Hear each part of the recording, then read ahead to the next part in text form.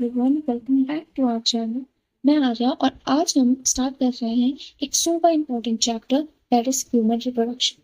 और आप सोच रहे होंगे कि मैं ये जो बायोलॉजी के चैप्टर्स हैं इनको डायरेक्टली एनसीईआरटी से क्यों पढ़ा रही हूँ। सिंपल रीजन है, बोर्ड्स के लिए एनसीईआरटी ही भगवान है। और मैं चाहती हूँ कि आपको हर लाइन हर वर्ड का मीनिंग इतना क्लियर हो जाए, एग्जाम में चाहे कुछ भी पूछ दे आप कॉन्फिडेंटली लिख पाओ। So get ready with your highlighter and notes, बस आज हम इस चैप्टर को करेंगे line by line deeper with full concept clarity and fun. So let's get started. So chapter यहाँ पर से स्टार्ट होता है। As you are aware, humans are sexually reproducing and viviparous. अब viviparous मतलब क्या होता है? देखो, दो तरह के एनिमल्स होते हैं, एक होते हैं ओविपेरस, दूसरे होते हैं viviparous। ओविपेरस क्या होते हैं? ओविपेरस जो कि एग ले करते हैं, और विविपेरस जो कि एग ले नहीं करते हैं, डायरेक्टली एक न्यू बॉर्न को, मतलब किसी बेबी को डायरेक्टली जन्म देते हैं। तो इनमें होता क्या है कि जैसे कि बर्ड्स होगी, ऑस्ट्रिच होगी, suppose for a second ostrich है तो बड़ा सा एग देती है, एग से उसका बच्चा निकलता है। बट ह्यूमंस में ऐसा नहीं होता। ह्यूमंस में पहले क्या कहते हैं, गैमेटोजेनेसिस होता है, उसके बाद इंसेमिनेशन, फर्टिलाइजेशन, देन इम्प्लांटेशन, मतलब बहुत सारी प्रोसेस होगी, एक बेबी निकलता है। कुछ ऐसा तो होता नहीं है कि ह्यूमंस में भी कि हमने अंडा एक मतलब अंडा दे दिया उससे बच्चा पैदा हो गया, नहीं। हमारे में बहुत सारी प्रोसेस होती है और एक प्रॉपर एक बेबी जो होता है, ह्यूमन बेबी, वो बन के निकलता है। तो इसी को आगे पढ़ते हैं। The reproduction events in human include formation of gametes, that is gametogenesis. मतलब गैमेट्स के बनने के प्रोसेस के क्या कहेंगे? गैमेटोजेनेसिस। इस गैमेटोजेनेसिस में होता क्या है कि मेल्स में स्पर्म बनता है, फीमेल्स में क्या कहते हैं, ओवम बनता है। अब transfer of sperm into the female genital tract is called insemination. जब स्पर्म फीमेल जेनिटल ट्रैक्ट में आता है तो उस प्रोसेस को बोलते हैं insemination. Then fusion of male and female gamete, that is called fertilisation. जब मेल और फीमेल गैमेट फ्यूज होते हैं तो उस प्रोसेस को कहते हैं fertilisation, leading to the formation of zygote. This is followed by the formation and development of blastocyst and its attachment to the uterine wall, implantation. जब क्या कहते हैं, फर्टिलाइजेशन होता है, मेल और फीमेल गैमेट फ्यूज होते हैं, तो उसके बाद बहुत सारी प्रोसेस से क्या कहते हैं, जाइगोट जो बनता है, तो उसमें एक प्रोसेस होती है, मतलब एक स्टेप होता है, वो उसे बोलते हैं ब्लास्टोसिस्ट। ब्लास्टोसिस्ट जो होता है वो अटैच हो जाता है यूटरीन वॉल से, उस प्रोसेस को क्या कहते हैं, इम्प्लांटेशन कहते हैं। आगे ये सारी प्रोसेस को डिटेल में पढ़ेंगे। एम्ब्रियोनिक डेवलपमेंट, वो जो एम्ब्रियो होता है उसका जो डेवलपमेंट वाला पूरा पीरियड होता है उसको बोलते हैं जेस्टेशन पीरियड। जैसे जो ह्यूमंस में 9 महीने का जो पीरियड चलता है ना, उसमें जेस्टेशन पीरियड होता है।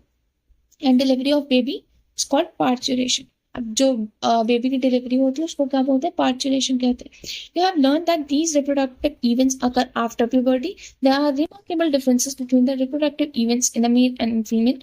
For example, sperm formation continues even in old men, but formation of ovum ceases in women around the age of 50 years. मतलब ये जो प्रोसेस स्टार्ट हो रही है रिप्रोडक्टिव इवेंट्स की, ये सब प्यूबर्टी के बाद बनती। अब इसमें एक बहुत ही इंपॉर्टेंट चीज है कि जो स्पर्म फॉर्मेशन होते हैं ह्यूमंस में, मतलब मेल्स में, मेल में मतलब कोई इंसान बुढ़ा हो गया उसके बाद भी उसकी बॉडी में स्पर्म बनते रहेंगे, ओल्ड मैन में भी स्पर्म बनते रहते हैं। बट जो ओवम होता है वो क्या कहते हैं, 50 ईयर्स के बाद वुमेन में रिलीज होना बंद हो जाता है। इसीलिए 50 ईयर्स तक की खाली मेंस्ट्रुएशन साइकिल चलती है, उसके बाद मेनोपॉज लग जाता है। अब देखते हैं the male reproductive system. Male reproductive system is located in the pelvis region, very important. Male reproductive system जो होता है वो पेल्विस रीजन में होता है। इसमें होते क्या क्या है, टेस्टिस होता है along with accessory ducts, glands and external ठीक है।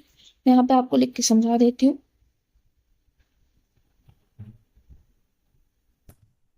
मेल रिप्रोडक्टिव सिस्टम, इसमें क्या क्या आता है मैं लिख देती हूँ। एक आ गया अपना टेस्टिस, दूसरा आ गया अपना एक्सेसरी डक्ट्स, फिर आ जाता है अपने ग्लैंड्स, देन आ जाता है अपना sternal genitalia. Now, the testes are situated outside the abdominal cavity within a pouch called scrotum. अब जो टेस्टिस होता है वो एब्डोमिनल कैविटी के बाहर एक पाउच में, जिसको बोलते हैं स्क्रोटम, जिस पाउच में टेस्टिस प्रेजेंट होता है उसको क्या बोलते हैं, उसको बोलते हैं scrotum. The scrotum help in maintaining the lower temperature of the testis, that is 2.25 degrees Celsius, lower than the normal internal body temperature necessary for spermatogenesis. अब होता क्या है कि ये अगर सपोज टेस्टिस है वो एब्डोमिनल कैविटी से नीचे क्यों लोकेटेड, क्योंकि इसको ना स्पर्मेटोजेनेसिस करने के लिए लो टेम्परेचर चाहिए। कितना? बॉडी से 2 से 2.5 डिग्री लोअर टेम्परेचर होना चाहिए अपनी नॉर्मल बॉडी टेम्परेचर से, तभी स्पर्मेटोजेनेसिस हो जाएगी। ये बहुत इंपॉर्टेंट है, इसको मैं यहाँ पे लिख देती हूँ अलग कि अपने जो मतलब एब्डोमिनल कैविटी है मेल्स की, वो प्रेजेंट होती है एक पाउच में। इस पाउच को क्या कहते हैं? इस पाउच को कहते हैं स्क्रोटम। और ये पाउच जो लोकेटेड है, ये क्यों लोकेटेड है? Because it needs low temperature than usual body temperature for maintaining spermatogenesis। मतलब स्पर्मेटोजेनेसिस करने के लिए उसको बॉडी से 2 से 2.5 डिग्री लोअर टेम्परेचर चाहिए होता है ना।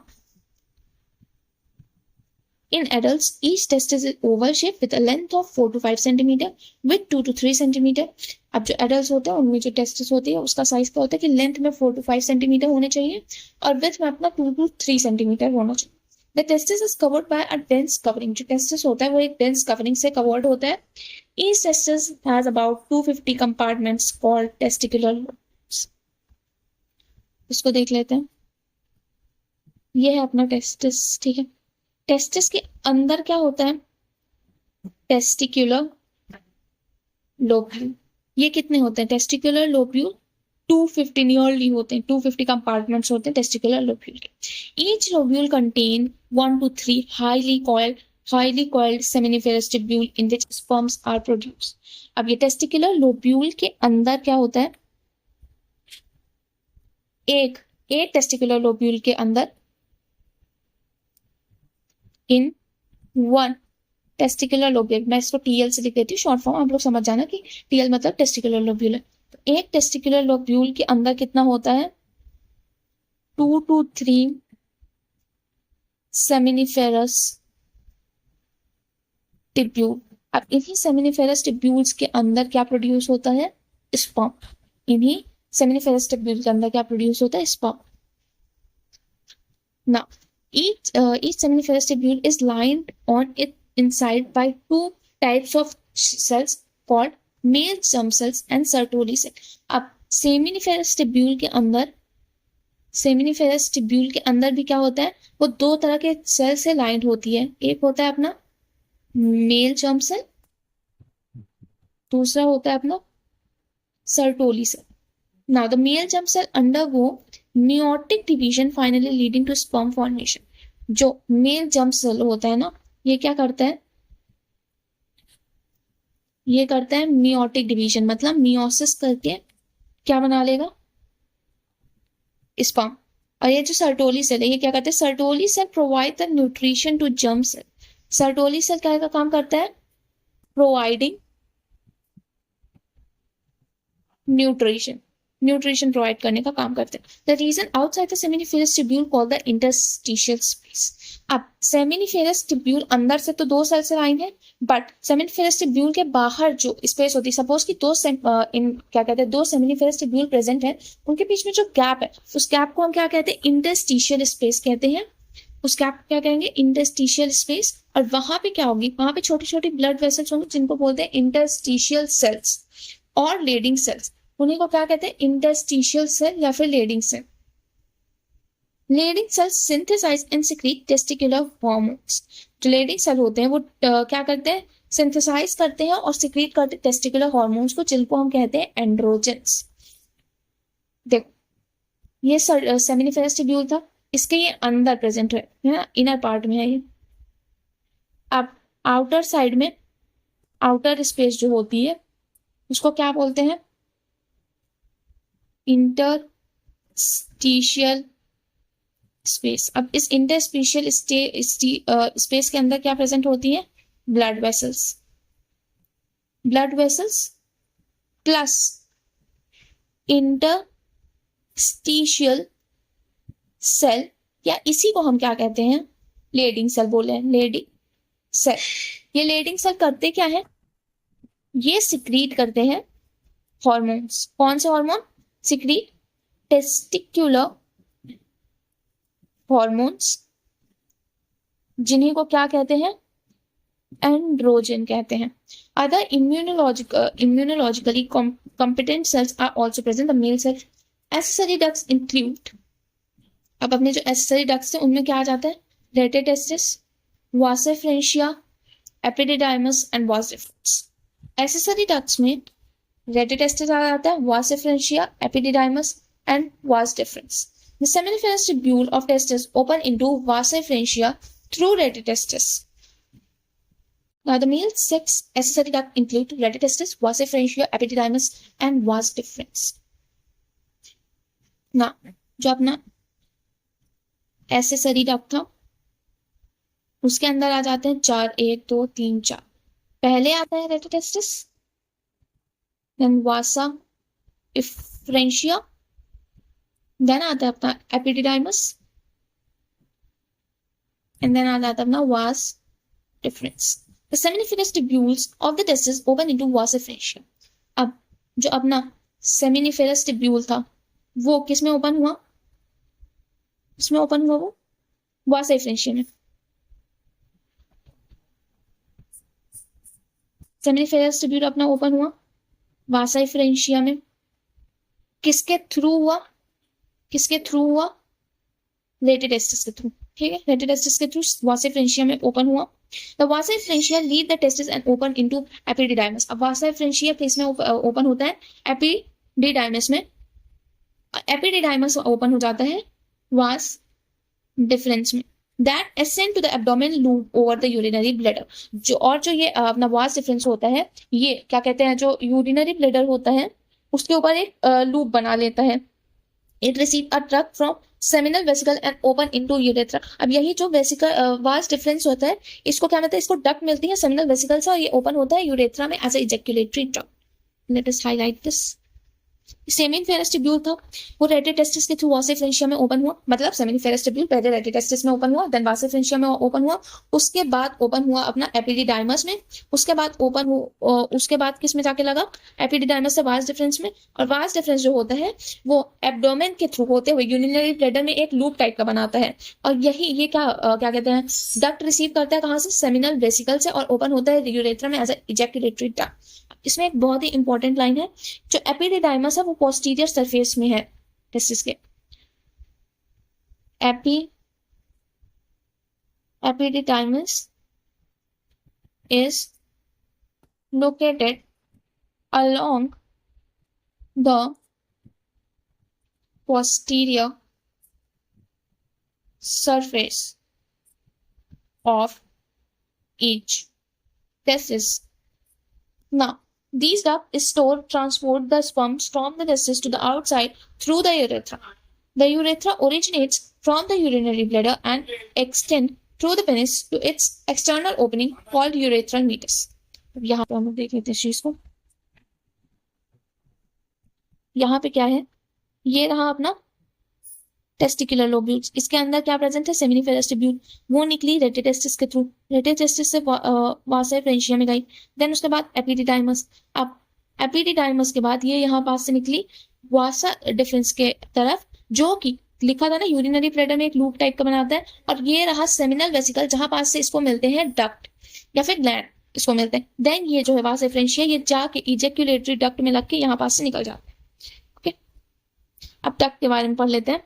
हाँ, ये जहां से निकलता है ना, क्या कहते हैं, ये जो ओपनिंग है इसकी, इसको क्या बोलते हैं, इसको बोलते हैं यूरेथ्रल मीटस, इसको बोलते हैं यूरेथ्रल मीटस।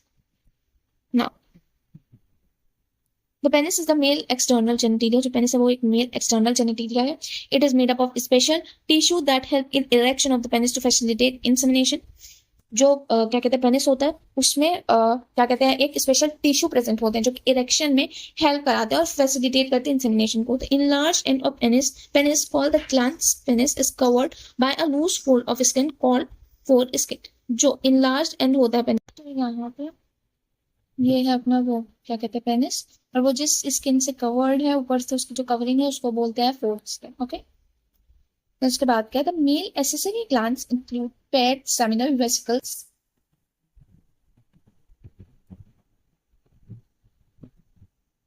जो मेल एसेसरी ग्लैंड होता है उसमें आ जाता है सेमिनल वेसिकल्स, प्रोस्टेट ग्लैंड, पेट बल्बो यूरेथ्रल ग्लैंड। यहाँ पे लिख लेते हैं कि जो अपना एसेसरी ग्लैंड है उसमें तीन आ जाते हैं बेसिकली। पहला आ जाता है सेमिनल वेसिकल, दूसरा आ जाता है प्रोस्टेट, तीसरा आ जाता है अपना bulbo urethral, bulbo urethral. Now, secretion of these glands constitute the seminal plasma, which is rich in fructose, calcium, and certain enzymes. The secretion of bulbourethral gland also help in lubrication of the pets. जब ये सब gland से जो secretion बनता है इन सब से, तो उससे क्या बनता है अपना इससे क्या बनता है अपना seminal plasma, which is rich in fructose, calcium and certain enzymes. अब इसमें जो बल्बो यूरेथ्रल होता है ना, इसका सिक्रेशन बेसिकली लुब्रिकेशन में हेल्प करता है। अब आगे देख लेते हैं female reproductive system. The female reproductive system consist of a pair of ovaries along with the oviduct, uterus, cervix, vagina, external genitalia located in pelvic regions. ये रहा फीमेल का क्या कहते हैं फीमेल रिप्रोडक्टिव पार्ट। इसमें आ गया अपना ओवरी, ये रहा अपना ओवरी आ गई। फिर उसके बाद ये आ गया पूरा ओविडक्ट होता है जो कि एग को कैरी करता है। देन यहाँ पे आ जाता है ये वाला क्या कहते हैं पूरा एरिया, जिसमें कि अलग अलग इसकी वॉल्स होती है, इंडोमेट्रियम, मायोमेट्रियम, पेरीमेट्रियम, इसको बेसिकली यूटेरिन कैविटी बोलते हैं। देन आ जाता है अपना सर्विक्स, सर्वाइकल कैनाल और विजाइन।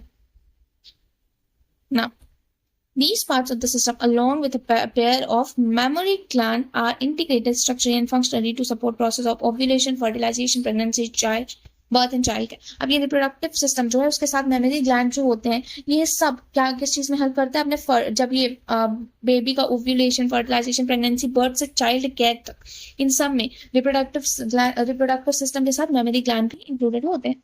ना ovary are the primary female sex organ. जो ओवरी होता है ना वो प्राइमरी होता है, सबसे मेन फीमेल सेक्स ऑर्गन होता है, जो क्या प्रोड्यूस करता है gamete, ovum and secrete steroid hormones, that is ovarian hormone. Ovary ovum तो सिक्रीट करता है, साथ में स्टीरॉयड हार्मोन भी सिक्रीट करता है जिसको ओवेरियन हार्मोन कहते हैं। The ovaries are located one to each side of the lower abdomen. जो ओवरी होती है वो लोअर एब्डोमेन में सिचुएटेड होती है, जो कि 2 से 4 सेंटीमीटर लंबी होती है and is connected to the pelvic wall and uterus by ligament. Ovary जो होती है वो पेल्विक वॉल्स और यूटरस से कनेक्टेड होती है, लिगामेंट्स के थ्रू कनेक्टेड होती है। Now each ovary is covered by a thin epithelium which encloses the ovarian stroma. अब जो ओवरी होती है ना वो एक थिन एपिथेलियम से कवर्ड होती है, जिसको कवर्ड होती है जो ओवेरियन स्ट्रोमा को क्लोज करता है। The stroma is divided into 2 zone, peripheral cortex and inner medulla. जो कि ओवरी का अंदर वाला पार्ट होता है उसमें 2 आ जाता है, एक होता है स्ट्रोमा जो होता है अंदर वाला पार्ट, स्ट्रोमा वो 2 पार्ट में डिवाइड होता है, एक होता है पेरिफेरल कॉर्टेक्स, दूसरा होता है inner medulla. Now the oviduct, that is fallopian tube, uterus and vagina constitute the female accessory duct. अब क्या लिखा है यहाँ पे कि जो फैलोपियन ट्यूब है या फिर ओविडक्ट और यूटरस और वेजाइना जो है ये सब मिला के क्या कहलाती है, एक्सेसरी डक्ट। मतलब एक्सेसरी डक्ट जो है उसमें क्या आती है, पहला ओविडक्ट जिसको हम फैलोपियन ट्यूब भी कहते हैं, दूसरा आ जाता है यूट्रस, तीसरा आ जाता है वेजाइना। फैलोपियन ट्यूब जो होती है वो 10 से 12 सेंटीमीटर लंबी होंगी and extend from periphery of each ovary to the uterus. The part closer to the ovary is called funnel shaped infundibulum. मतलब ये वाला जो पार्ट है जो कि ओवरी के क्लोज है उसको बोलते हैं infundibulum. The edge of the infundibulum possesses finger-like projection called fimbriae. अब infundibulum में fimbriae-like projection होती है, finger-like projection। ये क्यों होती है, ये जब ओवरी से एग निकलता है उसको ग्रैप्स करने के लिए, मतलब उसको पकड़ने के लिए बहुत यूजफुल होता है।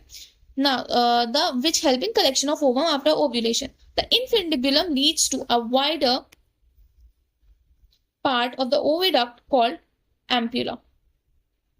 मतलब पहले आता है इनफंडिबुलम, वो ओपन होता है एम्प्यूला में, जो कि एक वाइडर रीजन होता है। और फिर जो लास्ट पार्ट होता है एम्प्यूला के बाद आ जाता है isthmus.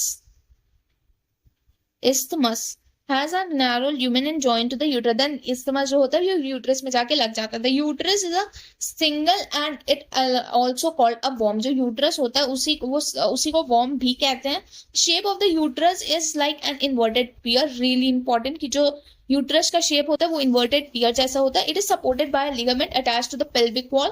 The uterus open into vagina. जो यूट्रस होता है वो वेजाइना में ओपन होता है। मतलब यहाँ पास समझ सकते हैं कि ओविडक्ट था, ओविडक्ट खुला यूट्रस में, यूट्रस खुला वेजाइना में।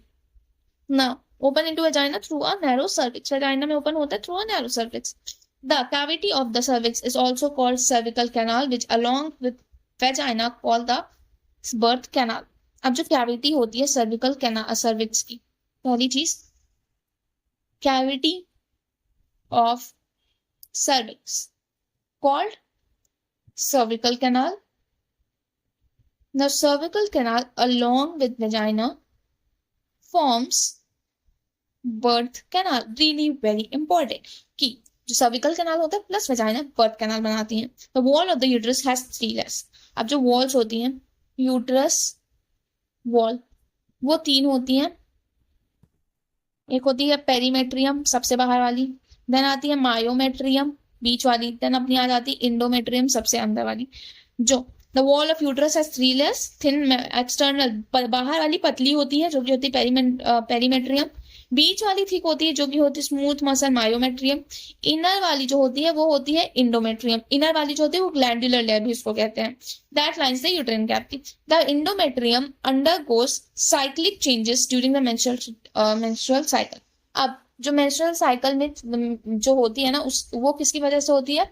जब इंडोमेट्रियम में चेंजेस होंगे, चेंजेस तो उससे निकलेगी अपनी मेंस्ट्रुअल साइकिल।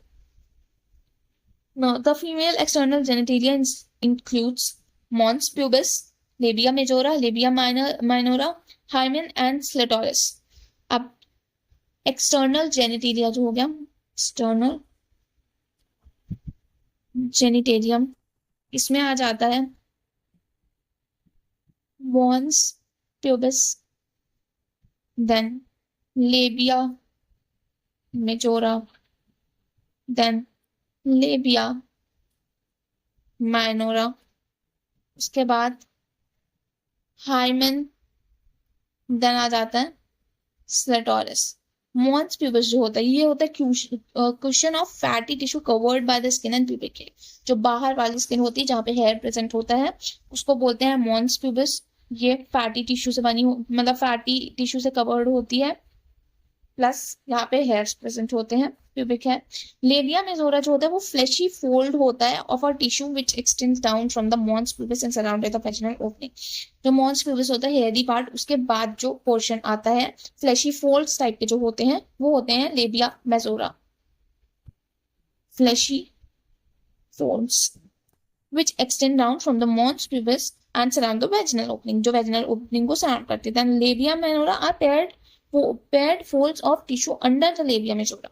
mons pubis का बाहर हेयरी वाला पार्ट, हेयर वाले पार्ट के अंदर आता है लेबिया मेजोरा जो कि फ्लैशी फोल्ड्स होते हैं। उसके अंदर भी एक पेयर्ड फ्लैशी फोल्ड्स होते हैं जिनको बोलते हैं लेबिया माइनोरा, जो कि लेबिया मेजोरा के अंदर आ जाते हैं। ठीक है। Opening of vagina is covered partially bye membrane called hymen. अब जो क्या कहते हैं ओपनिंग होती है वेजाइना की वो पार्शियली कवर्ड होती है हाइमेन से। और जो स्लेटोरिस होती है वो टाइनी फिंगर लाइक स्ट्रक्चर होती है जो कि ऊपर होती है at the junction of 2 labia minora above the urethral opening. Okay, the hymen is now this is really important. ये बोर्ड्स में काफी बार पूछा गया और एमसीक्यू में भी सीयूईटी के आ सकते हैं। The hymen is often torn during the first coitus intercourse. जो हाइमन होता है रियली इंपॉर्टेंट, हाइमन जो होता है वो यूजुअली टॉर हो जाता है during first coitus, but However, it can also be broken by a sudden fall or jolt, insertion of vaginal tampon, active participation in some sports like horse riding, cycling, etc. In some women, the hymen persists even after the coitus. In fact, the presence or absence of hymen is not a reliable indicator of virginity or sexual experience. मतलब कि जो hymen होती है वो hymen जरूरी नहीं है कि हमने पहले क्वार्टर्स के बाद ही टूटे। वो कभी कभी कुछ हमने बहुत ही हैवी चीज उठा ली या फिर कोई आपने हैवी एक्सरसाइज की या किसी स्पोर्ट्स में पार्टिसिपेट करने के दौरान वो कभी भी क्या कहते हैं टूट सकती है, फट सकती है। तो ये जरूरी नहीं कि अगर हाइमेन फटी है तो वो क्या कहते हैं इंटरकोर्स हो चुका है, ऐसा कुछ नहीं होता है। एंड क्या कहते हैं इसके अलावा very important that hymen is not a reliable hymen is not a reliable indicator of virginity or sexual experience. Now ये अपना mammary gland का डायग्राम है, इसको आगे पढ़ेंगे। A functional mammary gland is a characteristic of all female mammals. The mammary glands are paired structured breasts that contains glandular tissue and variable amount of fat. The glandular tissue of each breast is divided into जो functional mammary gland होता है वो characteristic होता है हर female mammals के। Mammary glands are paired structure breast, जिसको हम कहते हैं commonly, that contain glandular tissue and variable amount of fat. जो मेमोरी ग्लैंड होता है उसमें ग्लैंडुलर टिश्यू होता है और बहुत ज्यादा फैट भी होता है, वेरिएबल अमाउंट, मतलब किसी में ज्यादा फैट है किसी के में कम फैट है। The glandular tissue of each breast is divided into 15 to 20 memory lobes. Glandular tissue जो होता है वो फर्दर डिवाइडेड होता है 15 से 20 मेमोरी लोब्स में, containing cluster of cells called alveoli. क्या कंटेन करते हैं? क्लस्टर ऑफ सेल्स, इनको एल्वियोलाई कहते हैं। द सेल्स ऑफ एल्वियोलाई, जो सेल्स होते हैं एल्वियोलाई की, वो सीक्रेट करते हैं milk which is stored in the cavity called lumen of alveoli.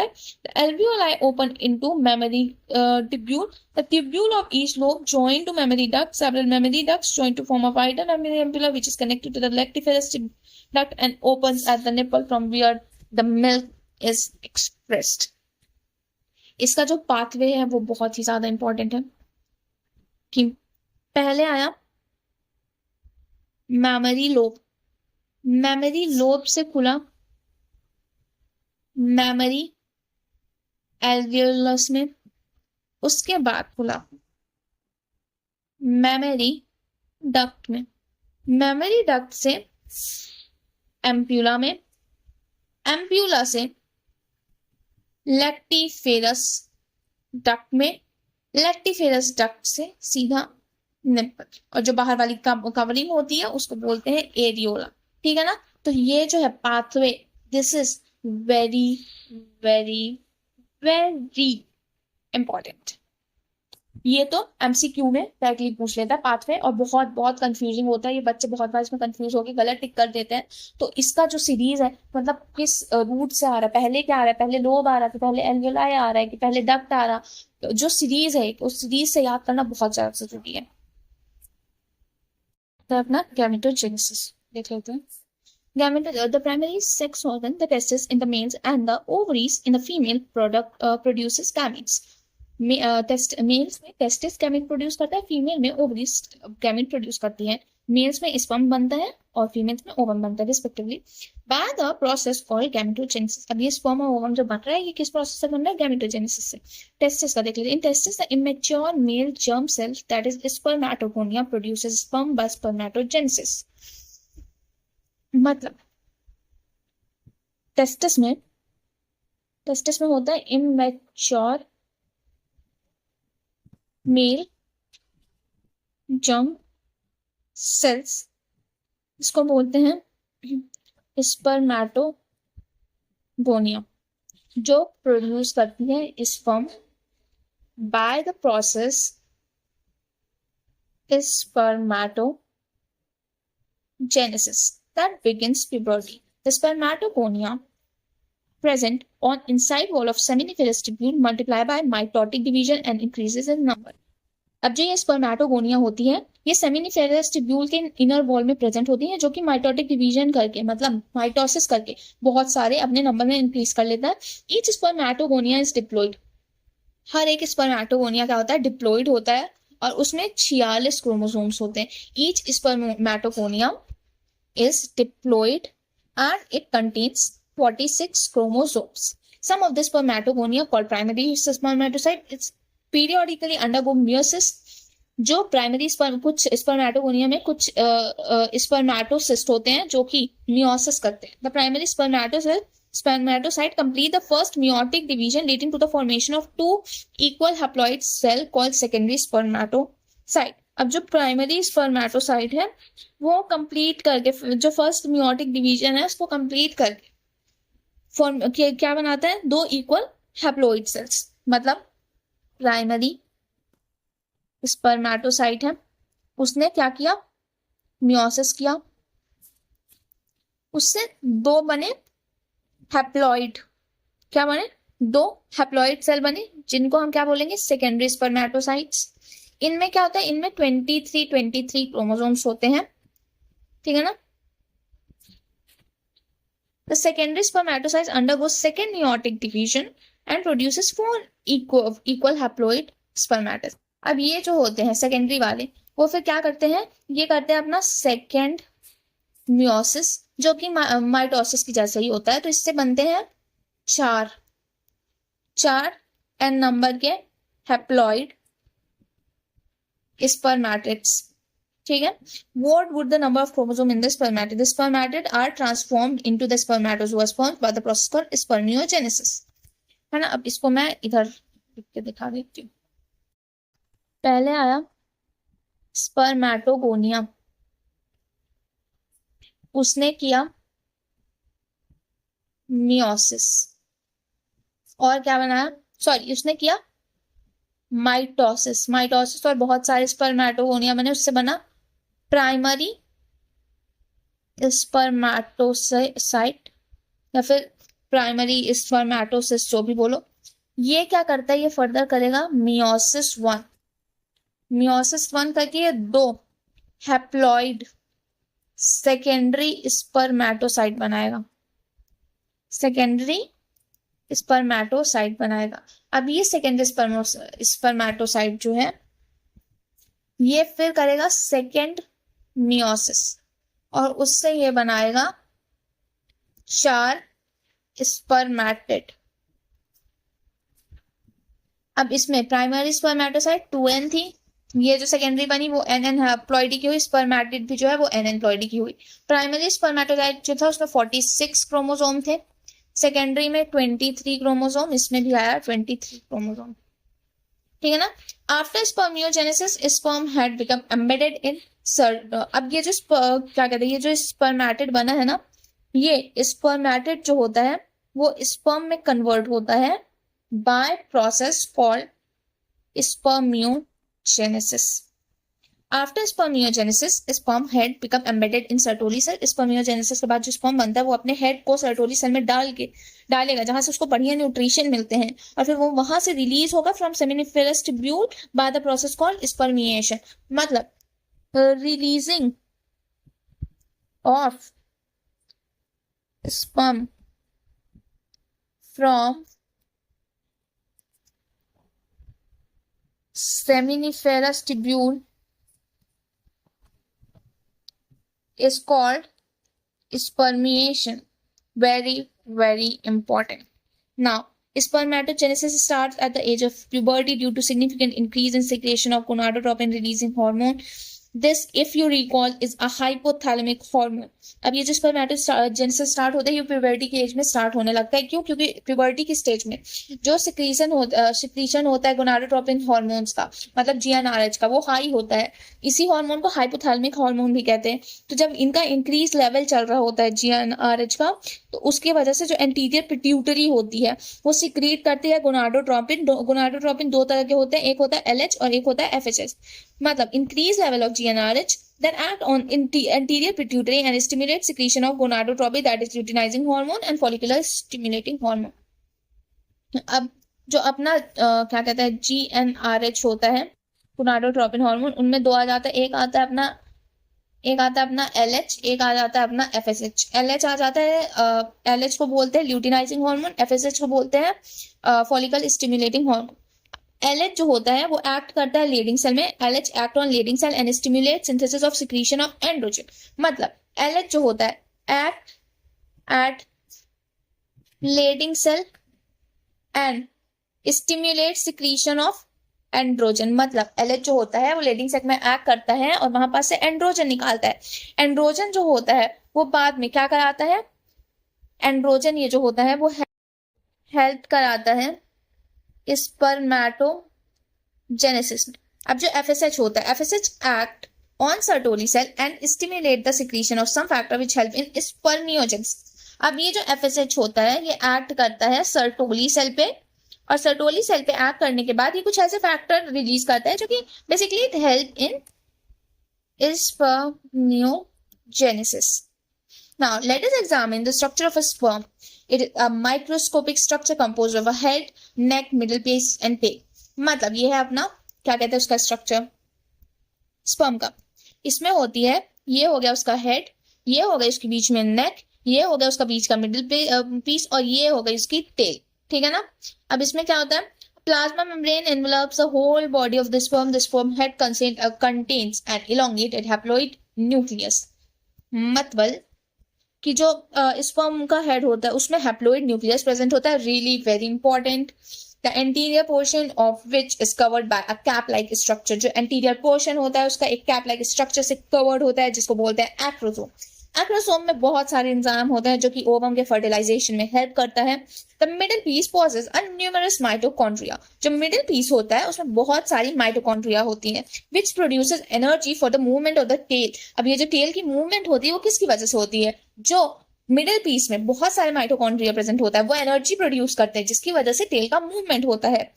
अब the human male ejaculate about 200 to 300 million sperms during a coitus, for which normal fertility at least 60% sperms must have normal shape and size, and at least 40% of them must show vigorous motility.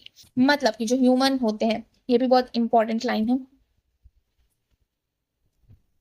Human male ejaculate 200 to 300 million sperms during coitus, for which ये 200 से 300 million sperms में जिसके 60% होता है, 200 से 300 million sperms में जो 60% sperms हैं वो नॉर्मल शेप और साइज के होने चाहिए फॉर द नॉर्मल फर्टिलिटी, और जो 40% होते हैं they must show vigorous mortality. ठीक है ना। Sperm released from the seminiferous tubule are transported by the accessory duct. The secretion of epidermis, vas deferens, seminal vesicles, plasma along with the sperms constitute the semen. जो sperm release होते हैं अपने seminiferous tubule से वो बहुत सारे accessory ducts हो गए, एपिडाइमस, वास डिफरेंस, सेमिनल वेसिकल्स, इन सब से रिलीज होते हैं। और क्या कहते हैं उसमें जो स्पर्म में जब सेमिनल प्लाज्मा मिलता है तो वो क्या बना लेता है, उस स्पर्म में क्या आ जाता है, semen. The function of male sex accessory duct and glands are maintained by testicular hormones. जो फंक्शन होता है मेल सेक्स एसेसरी डक्ट्स के उसको मेंटेन कौन करता है, टेस्टिकुलर हार्मोन जो कि है अपना androgen. That's it for part 1. If you guys have any doubt, please let me know in the comment section. Thank you for watching. Bye bye.